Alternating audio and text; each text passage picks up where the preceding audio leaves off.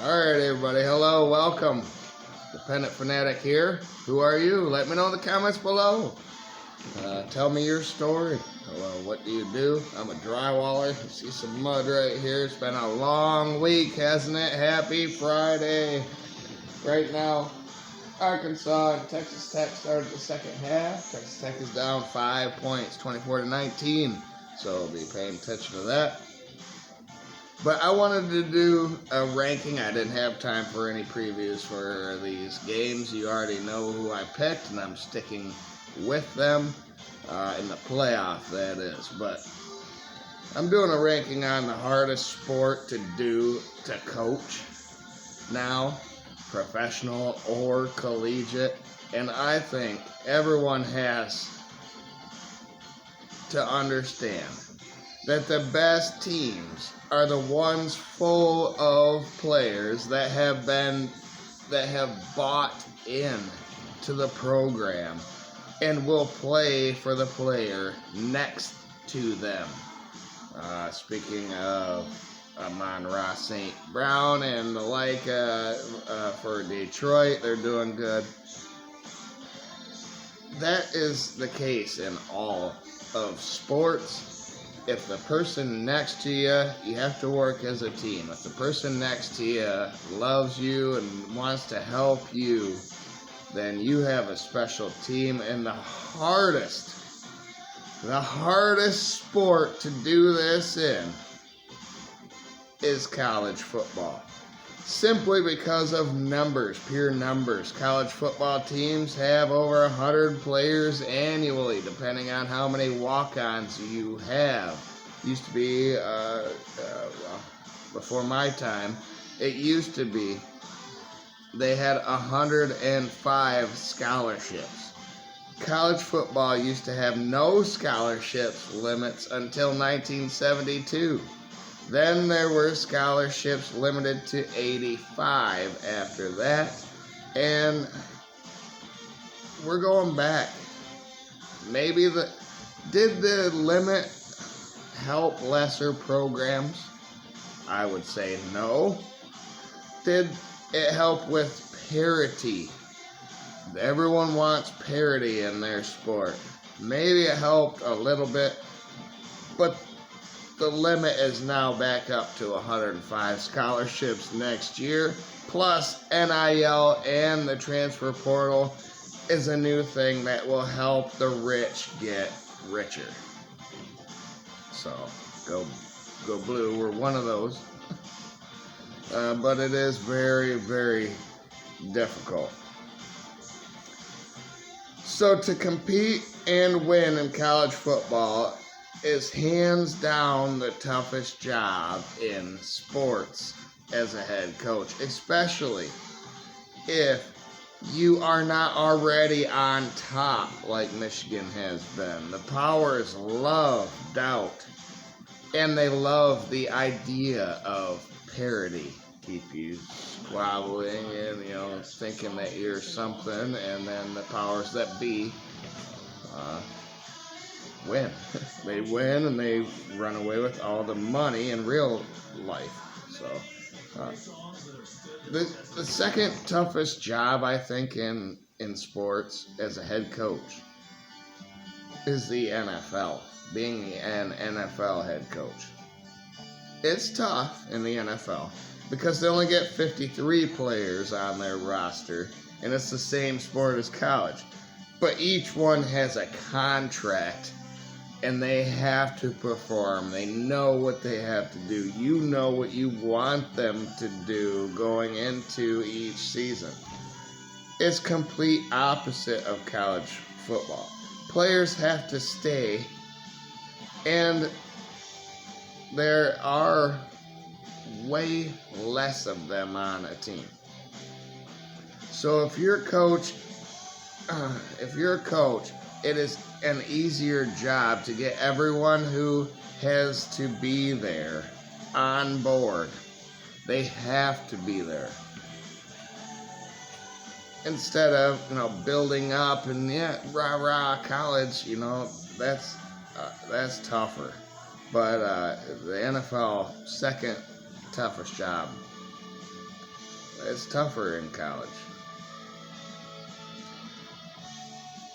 I'll go through number 6 in my coach difficulty ranking, I guess.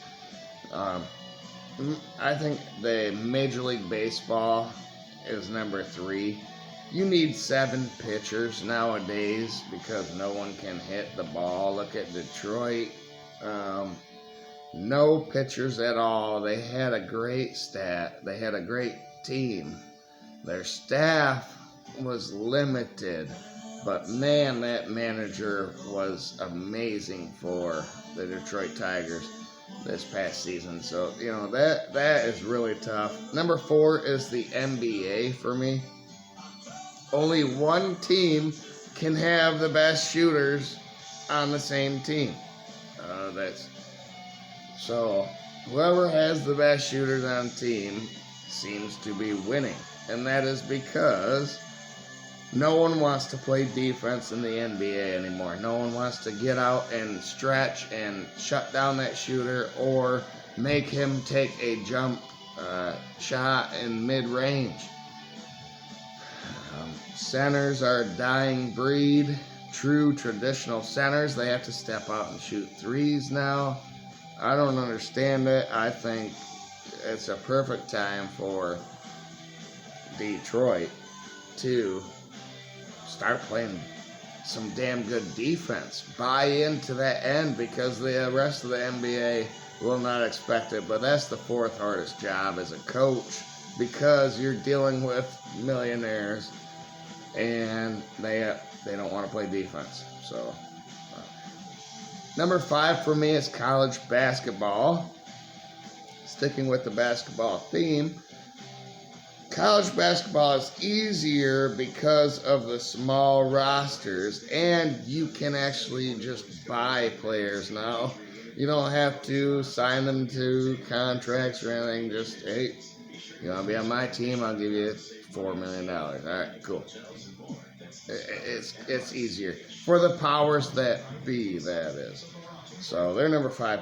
Number 6 is the NHL because, it's very difficult. All of these are difficult for head coaches.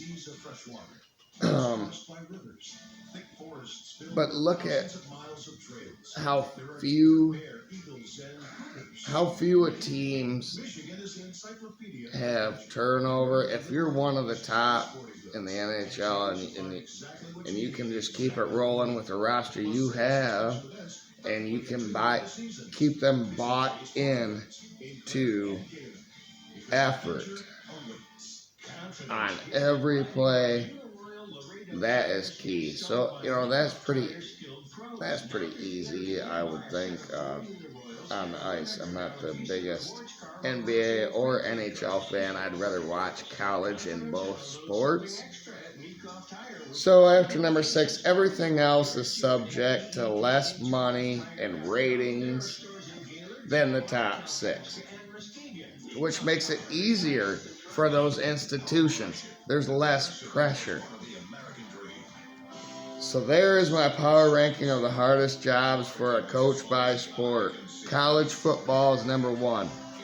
Number 2 is the NFL. Number 3 is MLB. 4 is NBA. 5 is college basketball. 6 is the NHL.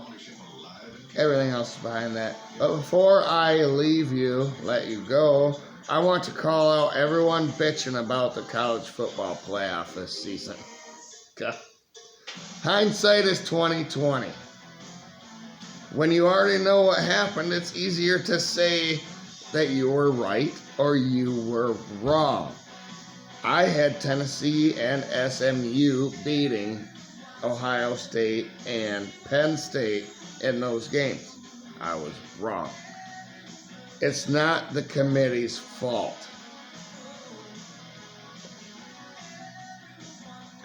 I learned something that I already knew and I wanted to see happen, which is I knew Big Ten teams aren't great in warm weather versus warm weather teams in bowl season. I always wanted to see meaningful games in the Big Ten climate. And that's what we got to see. And the Big Ten took advantage and won those games, except for Notre Dame's little brother, Indiana. But closest game of the weekend, last weekend. So I'm all for playoff reform if it makes sense. But none of this makes any sense. Do you pick the best team? Do you pick the most deserving team? What all the committee can do is play by the rules that were laid down in front of them. They are hamstrung by the powers that be. The format was this, and that's what they did. I wanted 8 teams. I wanted an 8-team playoff way back before we had a 4-team playoff. I thought 4 teams, that's stupid. And then we jumped right by 8 teams to 12, and now we're going to 14 or 16. They skipped right by 8 teams, so don't bitch about it. It is what it is, and the committee is only doing what they can do. You know what was missing from this playoff? Michigan. They made the last 3 of these playoffs. That's the only thing wrong with it in my mind. Go blue, baby. I'm sticking with my quarterfinal picks, if you haven't seen it. If you haven't seen the video on my playoff prediction, go watch it. But I had Oregon, I had Texas, I had Georgia, and I had Boise State going to the Final Four after this quarterfinal. So what do you guys think there? Let me know in the comments below. Like the video, share, subscribe. What's the toughest job in America? Let me know. Sports-wise, I know there's a lot tougher jobs than being a head coach of something, but I'm just talking about head coaching. Which one? I think college football. That's tough. Thank you, everybody. Have a great day out there, and may your team win. But go blue, beat Bama. It's coming up. Let's go. I did a preview on that too. Go watch it.